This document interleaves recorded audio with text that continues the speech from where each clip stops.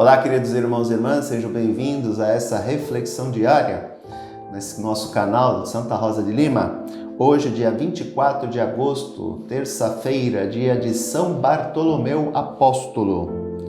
São Bartolomeu de Caná da Galileia foi um dos primeiros discípulos de Jesus. Duvidava que de Nazaré pudesse vir algo inovador e transformador. Mas ao conhecer de perto a Jesus, fez sua profissão de fé. Rabi, tu és o Filho de Deus, o Rei de Israel. Foi fiel e, conforme a tradição, sofreu o terrível martírio, sendo esfolado vivo. Sejamos nós agora os discípulos missionários de Cristo, assim como São Bartolomeu o fez. Que São Bartolomeu interceda a Deus por nós. O Evangelho de hoje, dessa festa de São Bartolomeu, é o Evangelho de João, capítulo 1, versículos do 45 ao 51. Filipe encontrou-se com Natanael e lhe disse: encontramos aquele de quem Moisés escreveu na lei, e também os profetas, Jesus de Nazaré, o filho de José. Natanael disse: de Nazaré pode sair coisa boa?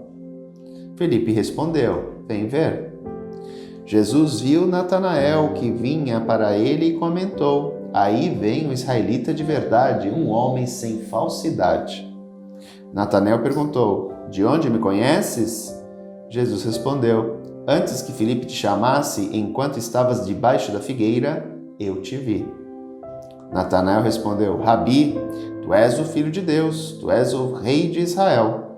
Jesus disse: tu crês porque disse, eu te vi debaixo da figueira? Coisas maiores que esta verás. E Jesus continuou: em verdade, eu vos digo, vereis o céu aberto e os anjos de Deus subindo e descendo sobre o Filho do Homem. É interessante aqui ver em Natanael, que é Bartolomeu, a troca do nome depois, de que Natanael, Bartolomeu, era alguém sincero. Ele não era falso. Ele foi, por mais que ele desconfiasse de que Nazaré poderia vir algo de bom, acreditando em Filipe, ele vai. Mas com o pé atrás. Porque Natanael é o sinônimo de alguém sincero, sem falsidade. Mas ele estava livre de preconceitos. Ele foi lá. Eu não acredito muito, mas vou lá ver o que tem. De repente me surpreende. E ele não tinha preconceitos. E aqui é interessante observar que, mesmo diante da resistência de Bartolomeu, Filipe não se deixa vencido. Ele carrega, entre aspas, Bartolomeu até Jesus. Porque ele tinha a esperança de que, a partir do momento que Bartolomeu, Natanael, entrasse em contato com Jesus, pudesse ser tocado em seu coração, assim como ele tinha sido. Então, ele leva. Outro aspecto que podemos destacar: diante do contato com Jesus, poderíamos dizer que a vida de Natanael muda ao ponto de ser Bartolomeu. Assim como é mais ou menos a mesma experiência de Pedro, de Simão, que se torna Pedro. Ao entrar em contato com Jesus e com as suas palavras, há uma mudança de vida, aquilo que chamamos de conversão. Uma mudança radical. Pela fala dele, Rabi, o que é esse Rabi? Mestre.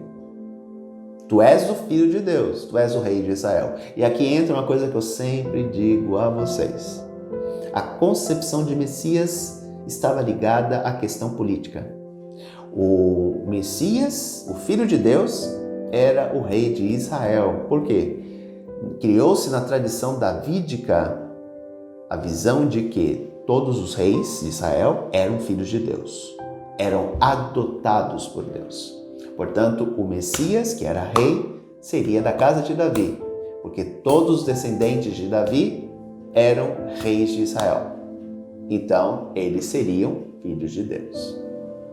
Aqui mostra muito bem um aspecto que eu já cansei de falar para vocês, principalmente naquele texto em que Jesus faz aquela, entre aspas, enquete e Simão diz: tu és o Messias, tu és o Filho do Deus vivo. E aí Jesus, entendendo que Pedro tinha compreendido quem ele era de fato, vai fazer o elogio e depois percebe que ele não compreendeu, porque as visões de Messias são diferentes. A visão de Jesus de Messias está lá contida em Isaías.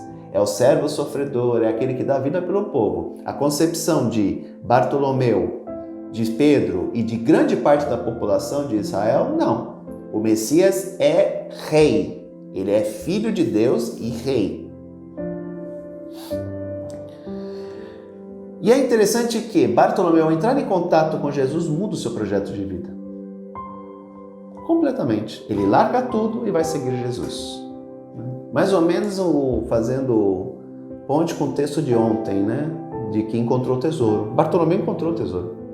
Natanael, né? Depois muda para Bartolomeu. Ele se livra de preconceitos e resistências que ele tinha com quem vinha de Nazaré e simplesmente adere ao projeto de Jesus. Encontrou o tesouro, largou tudo, vendeu tudo que tinha e foi atrás do grande tesouro dele, que é o próprio Cristo. Novamente, fica o exemplo para nós, né? Nós não podemos abrir mão de Deus na nossa vida, independente do que seja. Deus não atrapalha. Eu acho interessante as pessoas que não participam das comunidades, as pessoas que não têm uma vida religiosa, porque acham que isso atrapalha. Deus não atrapalha ninguém. Eu posso muito bem conciliar minha vida profissional, minha vida pessoal e Deus. Ao contrário, trazer Deus para a minha vida, né? Para a minha vida pessoal, para a minha vida profissional. Eu acho interessante que as pessoas acham que a religião é algo que as impede de fazer algo. Não, a religião não impede. A religião impede-nos de fazer o mal. É diferente. Agora, eu ter uma vivência religiosa, uma prática religiosa, uma vida espiritual, não me impede de ser um trabalhador, de ter uma família, de ter amigos. Não. A religião, ela se torna, entre aspas, um norte para me orientar a fazer aquilo que é correto, aquilo que é certo. Agora, o que acontece? Muitas vezes as pessoas querem ter uma vida onde elas possam fazer aquilo que elas entendem que é o certo. E nem sempre aquilo que eu entendo ou acho que é o certo de verdade. Eu posso achar que passar a perna no outro e tirar proveito do outro seja certo. Agora, isso não quer dizer que seja certo, porque eu acho que é certo. Porque a partir do momento que eu tenho atitudes que prejudicam alguém, isso não é certo. Então as pessoas têm que entender que Deus não quer podá-las de nada. O que Deus quer é que elas façam as coisas de maneira correta. Agora a questão é, eu realmente não quero Deus porque tenho essa visão de que Ele possa me podar? Ou realmente eu não quero Deus na minha vida porque assim eu tenho liberdade para prejudicar as pessoas e fazer mal e tirar vantagem em cima delas? E aí voltamos àquilo e encerro aqui, que eu sempre discuto com vocês e sempre falo para vocês: todas as nossas ações geram consequências. Tudo aquilo que eu planto, eu colho. Pode demorar, mas um dia eu irei colher. Um grande abraço, até amanhã, se Deus quiser. Tchau.